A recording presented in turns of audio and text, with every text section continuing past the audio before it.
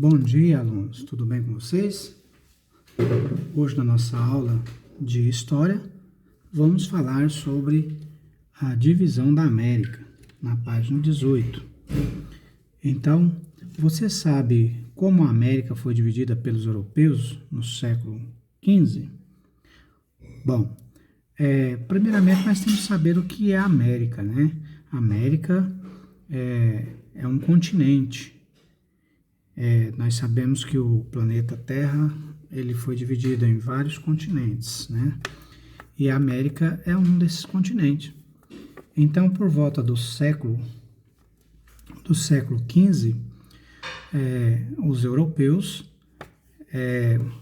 resolveram então fazer a sua expansão marítima e conquistar, explorar outros mundos, vamos dizer assim, né? O Novo Mundo, como é conhecido a América. Então, ali por volta de 1492, o navegador genovês Cristóvão Colombo, ele chegou às terras americanas pela primeira vez.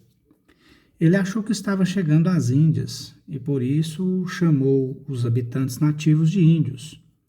Anos depois, quando os portugueses e espanhóis perceberam que se tratava de outro território, chamaram-no de América. Para eles, a América passou a ser conhecida como Novo Mundo.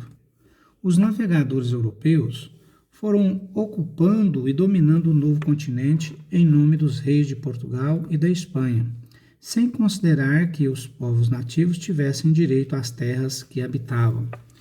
Nesse período, Portugal e Espanha eram as duas maiores potências marítimas europeias e disputavam a conquista de territórios.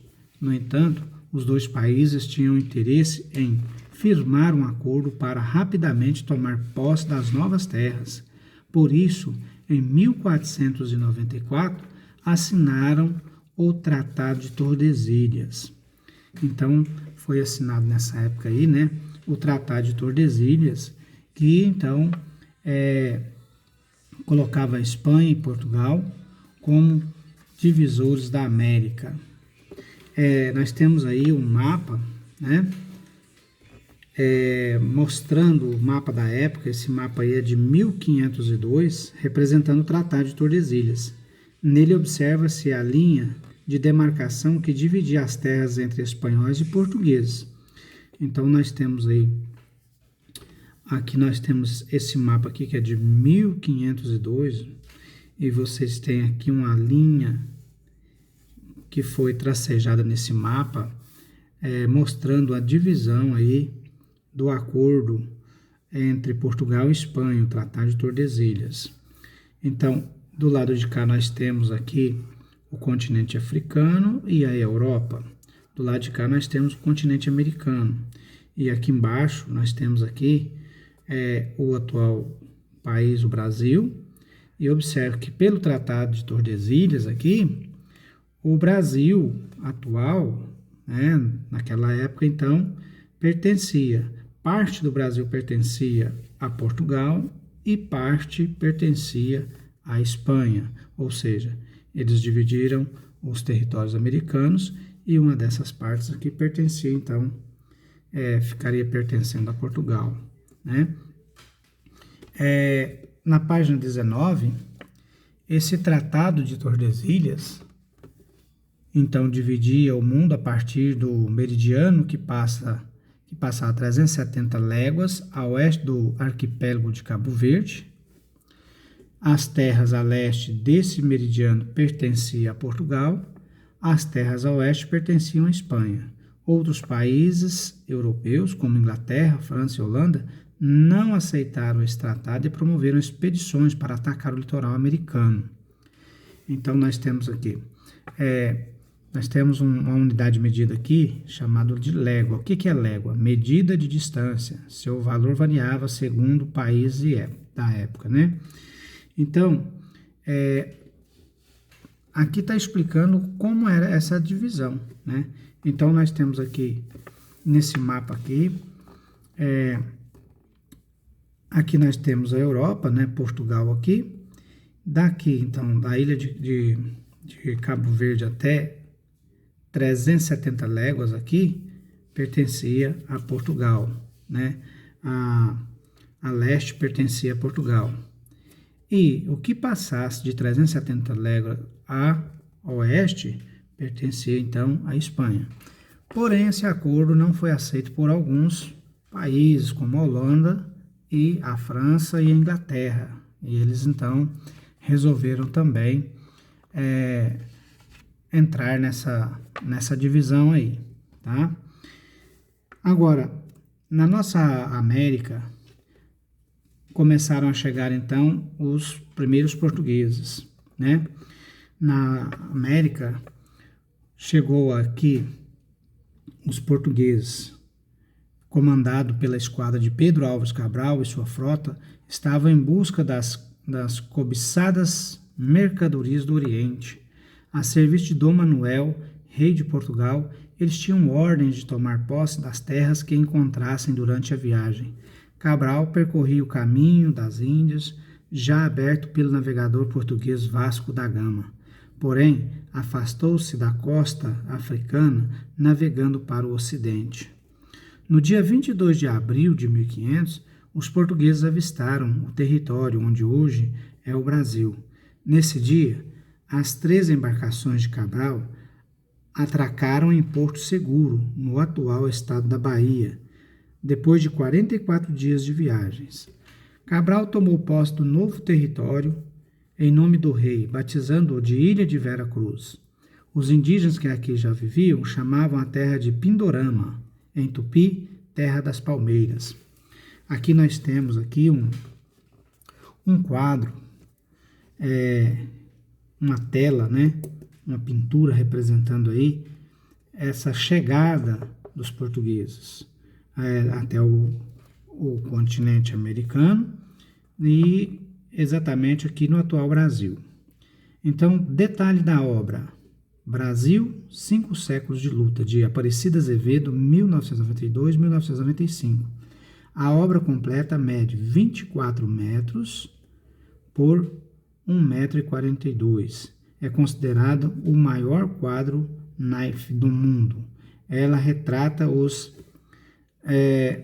500 anos de história do Brasil e está exposta no Museu Internacional de Arte Naif do Brasil, localizado na cidade do Rio de Janeiro.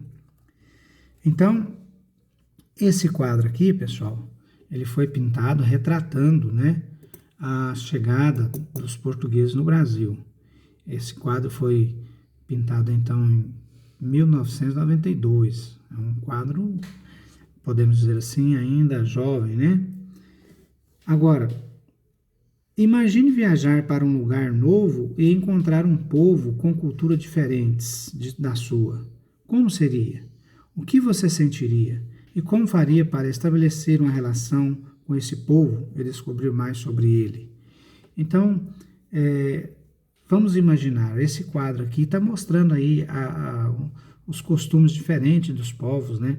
Vocês podem observar aí nessa pintura os índios vestidos totalmente diferente, os portugueses já bem mais agasalhados, justamente porque na Europa o clima era diferente do clima que aqui eles encontraram. Então, como seria encontrar com pessoas totalmente diferentes da sua cultura, né? Na página 20, nós temos aí Conectando Saberes. Vocês já ouviram falar em jongo? Pois bem, o jongo, pessoal, é uma tradição afro-brasileira.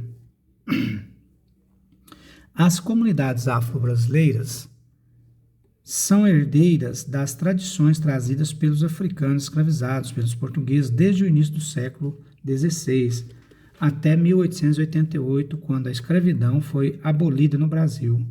Essas tradições manifestam-se na música, na dança e na religiosidade praticadas por essas comunidades. O jongo, também conhecido como caxambu, é uma dança originária da África e praticada por diferentes etnias, como benguelas, congos e cabindas, que compartilhavam uma mesma língua, o banto. Ela foi trazida ao Brasil por africanos, bantus, que foram escravizados. Hoje essa dança é considerada afro-brasileira e se expressa ao som de tambores. Em 2005, a importância dessa tradição foi reconhecida e o jongo foi registrado como Patrimônio Imaterial do Brasil. O texto abaixo conta um pouco sobre como o jongo é dançado. Então, nós temos aqui as imagens, né, dos povos fazendo a dança do jongo aqui, e como que ela é dançada aqui, explicando. A dança, ao animar a roda de jongo, torna-se um desafio à parte entre o casal que dança ao centro até ser substituído. Há comunidades em que o dançarino se insere num passo solto no meio da roda. Dança-se na roda de acordo com o conhecimento de cada participante. Cada comunidade, grupo ou jongueiro dança ao seu modo. Então, aqui explicando como que é essa dança, né? Do outro lado aqui, nós temos algumas atividades para ser feita, né? Vocês vão ler aí a letra de uma música sobre a importância da contribuição dos africanos para a cultura brasileira. Então, vocês vão fazer a leitura desse texto aí e depois fazer as atividades que são pedidas aí dessa página, então. E também temos outras atividades aqui na página 22 e 23 aí, para que vocês possam retomar o capítulo aí e fazer as devidas conclusões dessas atividades, ok? Então, até mais para vocês. Estou por aqui, ok?